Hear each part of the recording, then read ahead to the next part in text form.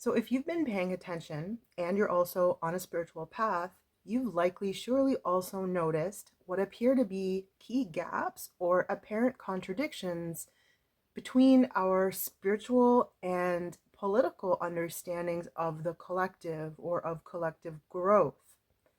For example, have you also wondered what is the best or the most just or the most enlightened way to integrate these two vantage points? For example, is there something missing in the middle here?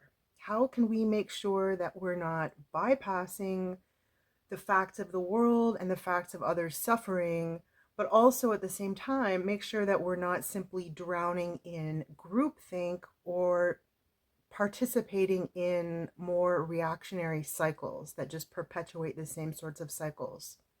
And here I'm reminded of a really incisive insight that the German philosopher Kant once had, and I'm just going to paraphrase this, but it's basically something like concepts without perception are empty, but perception without concepts are blind.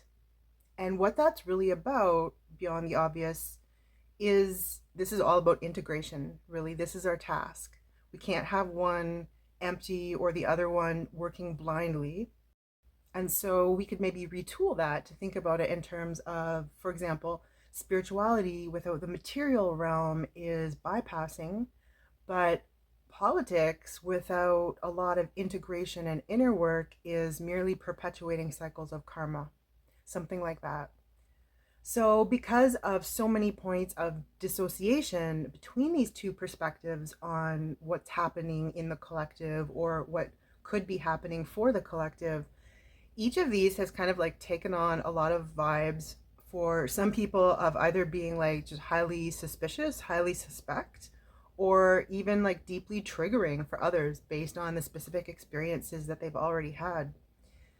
And when really these are just two different registers of looking into different types of truths, which always like can be integrated at higher levels. So that's really what's at stake here.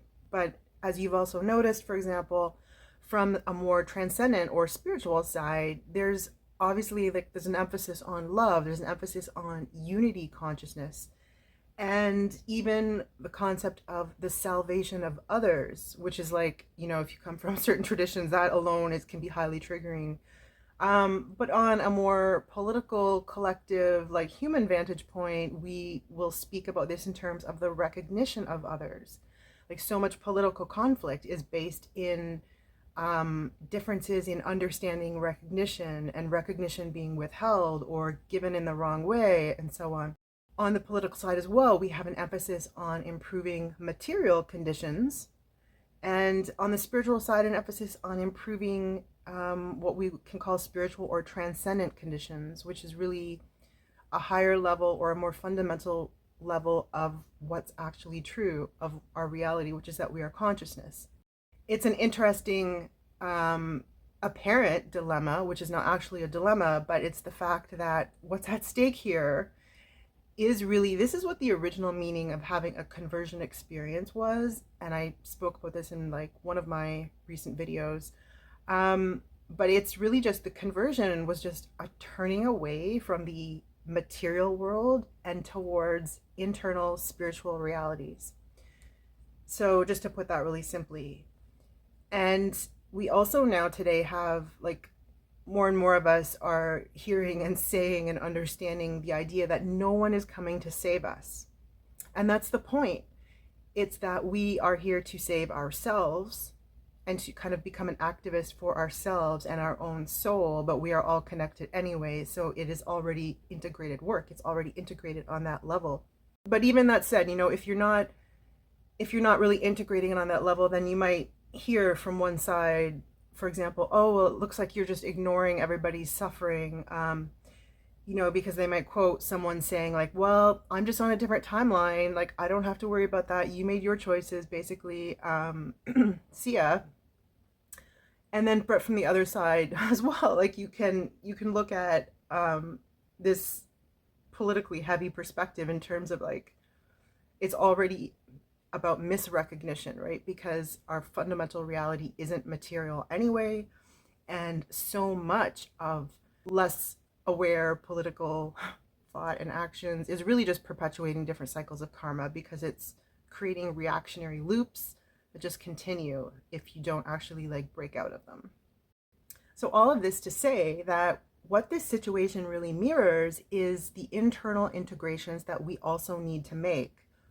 And insofar that the public sphere or the collective sphere is just an aggregate of individuals, this is really a projection of our own understanding of the relationship between the spiritual and the material in our own life, which is the only way that we can experience it, right? Between the spirit and the body, between our higher dimensional understanding and our 3D human experience, between yang energy and principles and yin energy and principles, forms of organization and forces of reception and expression. So that's actually not reductive or generalizing at all, because this is just literally what is happening on a more aggregate level. But let's make this more practical now, with two kind of major approaches to how we can heal like what seem to be some of these apparent contradictions. And we can draw here upon like one of the fundamental spiritual laws, which is that everything is connected, as within, so without. So whatever shows up in the whole is somehow reflecting something that is within us. And it goes both ways, right? So to help heal the whole, we can work on healing ourselves and healing that aspect of ourselves which it might be reflecting. On the one hand, we can work on our ability to heal. And then on the other hand, we can work on our ability to create. So healing, so much of it does involve some version of shadow work, loving aspects of ourselves that we have previously shamed or denied, or we just were really like judgmental about. And that's the emotional body. And then on the mental body, like really studying our own projections. And this will show up really clearly in our relations with others and how we imagine others. So we may have projections of what's often called the golden shadow, where we find ourselves in admiration, or maybe we're putting someone on a pedestal. We are admiring what is actually an aspect of ourselves that we could cultivate, but we haven't owned that. And so it ends up seeming like it's an aspect or quality that somebody else has. Now, this is kind of like the phenomenological epoche, if you know about that. This isn't denying like somebody else's life and existence as an independent person. This is just attending to our own projection. And then obviously, again, qualities, difficult qualities we find in another, or difficult situations are also showing up as something that needs to be integrated for our own life within our own understanding. And often this can even happen in a kind of like inverse way. So if you need to develop certain qualities of like speaking your truth, or just having better boundaries, for example, like you might run into a lot of situations that kind of like require you to develop that. And then we can look at our ability to create. So here there's like two big areas that I see. So first of all, we can create and hold compassionate and loving space for what others are going through. And we can do that because we've done the inner work where we can accept that within ourselves. So we don't need to be upset when a lot of other people are going through like heavy doses of fear or anger or confusion. That doesn't have to disturb us. And what this means is not that we don't care.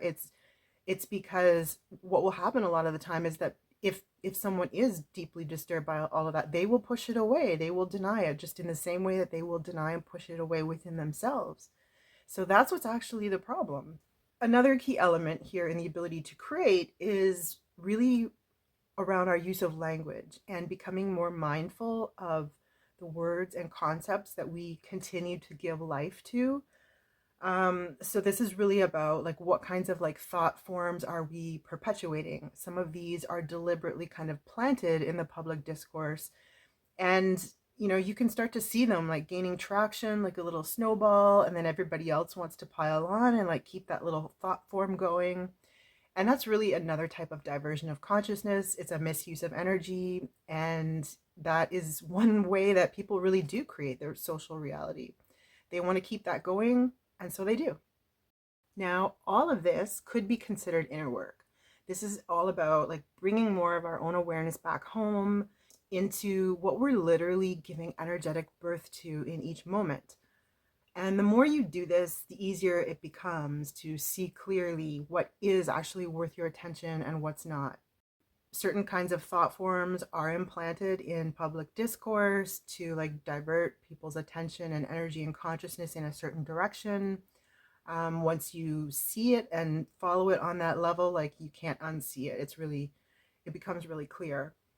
So, but the response to this isn't ignoring everything. It's just developing discernment so that you can understand the things which really are consequential for our shared material reality, which matters because at the end of the day, this is why we incarnated, to share this together and to connect through these kinds of shared experiences together. This literally is our shared platform. This is why we don't need to like upload our consciousness into another cloud, even if we could, because this is already where we are. You can see it that way.